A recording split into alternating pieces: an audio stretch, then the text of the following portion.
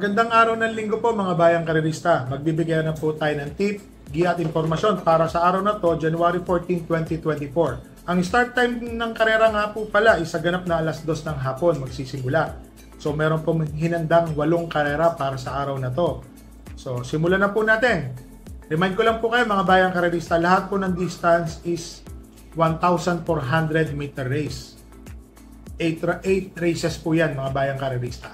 So magbigay na po tayo ng tip, giya at impormasyon.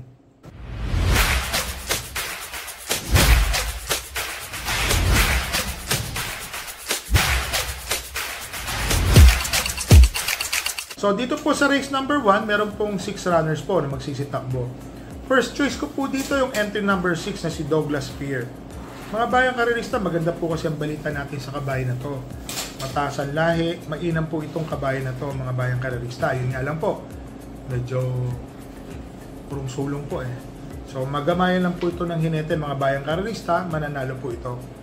Ang second choice ko po dito yung entry number 5 na si Double Strike. Ito po kasi si Double Strike, may takbo po itong segundo, tersero. So always in the money po ito. Yun nga lang po, talagang di lang po lumalakpas. Tapos ang third choice ko po dito yung entry number 2 na si Dollarama. Ito pong si Dollarama, nung nakaraan po natalo po ito, parang nasalto dahil dumaan po ito sa balya. So parang nagpipilit siya, nasa unahan yung isa, mikot pa siya sa labas. So talo po siya. So yun po yung nangyari kay Dollarama. Dito po sa race number 1, first choice po entry number 6, Douglas Fear. Second choice po entry number 5, Double Strike. Third choice po entry number 2, Dollarama. Dito na tayo sa race number 2 mga bayang karerista, 6 runners po. First choice ko po entry number 2, American Dream. Nung nakaraan po kasi marami pong nagtataka kung bakit natalo to, samantalang kumukuha na po siya ng unan, biglang nilakpasan po siya ni Easy Does It. Parang yun po ata yung nanalo nun eh. Kung di po ako magkamali, si Easy Does It po ang tumalo sa kanya. Kung di lang po ako magkamali Pero mga bayang karerista, si American Dream po kasi mainam din po yan, yung kabayan na yan. Kaya po sinasabi ko, anak po ito ni American Pero. So, dinala po dito yung inahin niya, dito na po pinanganak yan sa Pilipinas. So, island born po ang labas dito kay American Pero. Sa 1,200 meters race po, distance, ang chinempo po niya ay 1.12, 1.11 media, 1.12. So, maraming magaling po yan. Ang second choice ko po dito yung couple entry na 6 and 6A, The Kiss and Big Battle. Ito pong si Big Battle mga bayang karerista, segundo po ito nung nakaraan. Mainam din po yung sinigunduhan nito. So para sa akin po, sa ngayong karera po na to, malaki din po ang panalo niyan. At yung The Kiss naman po na kabayo, alam ko ho, tumatakbo po ito ng 2-year-old maiden stakes race. Dito po tumakbo yan. Parang PCS po, tumakbo po ito mga bayang karerista. Kaya parehas po silang may panalo. So dito po sa race number 2, first choice po entry number 2, American Dream. Second choice po, couple entering 6 and 6A, The Kiss and 6A Big Battle. So dito na tayo sa race number 3 mga bayang karerista. Ang tingin ko po dito, 2-horse race po ito mga bayang karerista. Yung entry number 2, Hakim Sister Moon, and entry number 8, Super Earth. Nung nakaraan po kasi si Hakim, hindi po niya nabigla si Super Earth. Nabalikan eh. Magandang laban po yan mga bayang karerista. Ngayon po si Hakim, siya po ang aking first choice. Meron pa ho kasi siya ang couple entry na si Sister Moon. Nasa tingin ko siya po ang magdadala ng marcha dito mga bayang karerista. Kasi matulin po si Sister Moon, baka magmadali po si Super Earth na habulin. Kung pababayaan, nanonood na lang po si Hakim ng tersero o segundo pwesto. Hahayan. Then isang chop, mainam naman po parehas yung dalawang kabayo na 2 and 2A, si Hakim and 2A Sister Moon, sila po ang first choice ko. Ang second choice ko po yung entry number 8 na si Super Earth. Kaya po mga bayang karerista, tinalo na po kasi ni Super Earth noong nakaraan, si Hakim. Magandang laban po yun mga bayang karerista, 1-on-1 po sila. Ginawa ko na lang pong second choice si Super Earth kasi po yung entry number 2 nga, couple entry po, isa pares magaling po yan. So dito po sa race number 3, first choice po, entry number 2 and 2A, Hakim and Sister Moon. Second choice po, entry number 8, Super Earth. Dito na tayo sa race number 4, mga bayang karerista. 7 runners po ito. First choice po, entry number 1, Easy Does It.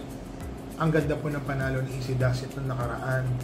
Napakainam po. Palayo po ang ginagawang tiyempo, palayo. So, inam na inam po ako sa tinakbo ni Easy Does It po. Siya po ang aking first choice. Ang second choice ko po yung entry number 3 na si Miss Hibiki. Ito pong si Miss Hibiki, mga bayang karerista, natuturuan na po palang hindi mauna to, nakatutok lang.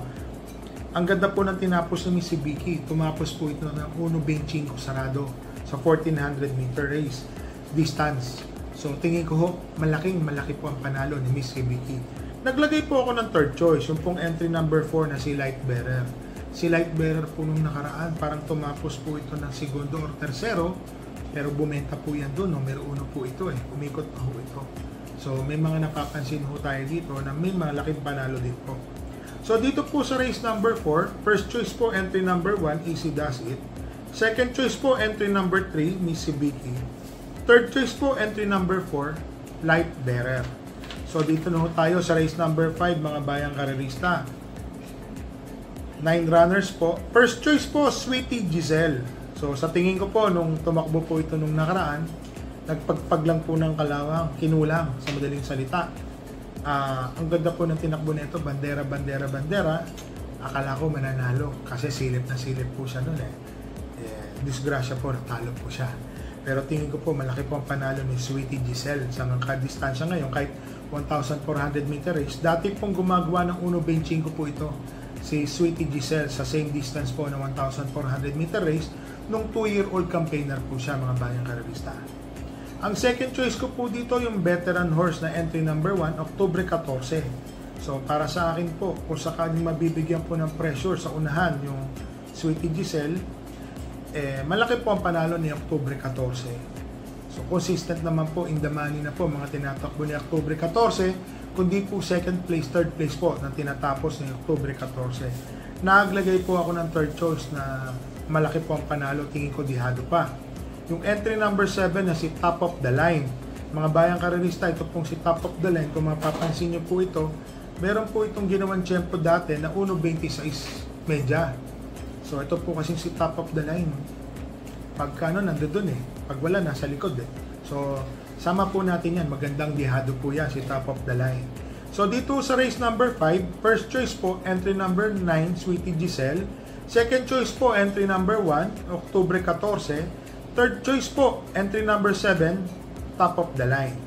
Dito na tayo sa race number 6, mga bayang karerista, 7 runners po. 1 for the day na po ito. Entry number 6, Senshai Spirit. So, tingin ko, lulutang dito yung bilis niya. Mga bayang karerista, ang umabol, hindi titimbang. Tingin ko lang po yan. Dahil napakababa po sa laban ni Sweetie Giselle. So, dito po siya sa class 340 to 46 po na ratings. Para sa akin po, 1 for the day. So, ulitin ko lang po, race number 6, ang tip po natin, entry number 6, 1 for the day, Sweetie, si Senshai Spirit nga pala, Senshai Spirit, imported po yan. Dito na tayo sa race number 7, mga bayang karerista, 8 runners po. So, dito po sa karera na to, first choice ko po dito, entry number 3 na si Bang. Maganda po yung tinakbo na barrier ni Bang, mga bayang karerista. So, maging consistent lang po yan na gano'n ang lundag. Kasi dati po, alam ko, naiiwan to si Bang. Kung makakasabay lang po ito, or lulundag ng maganda, malaki po ang panalo nito, tingin ko po. Para sa akin po, si Bang, first choice po. Ang second choice ko po dito, yung entry number 1 na si Sapin. So, itong kabayan na to, mga bayang karerista, tumakbo po ito nung nakaraan, dihado, third choice, third placer po itong dumating. Kung di po ako magkamali, third or fourth, parang ganun po, dikit-dikit po sila. So malaki po ang panalo nito nung entry number 1 na si Sapin. So dito po sa race number 7, first choice po, entry number 3, Bang. Second choice po, entry number 1, Sapin. So dito na po tayo sa last race po, sa race number 8. First choice ko po dito, mga bayang karerista, yung entry number 6, My Diamond. So ito po kasing si My Diamond, bumaba po yung laban niya. So para sa akin po, malaki po ang panalo nito, si My Diamond.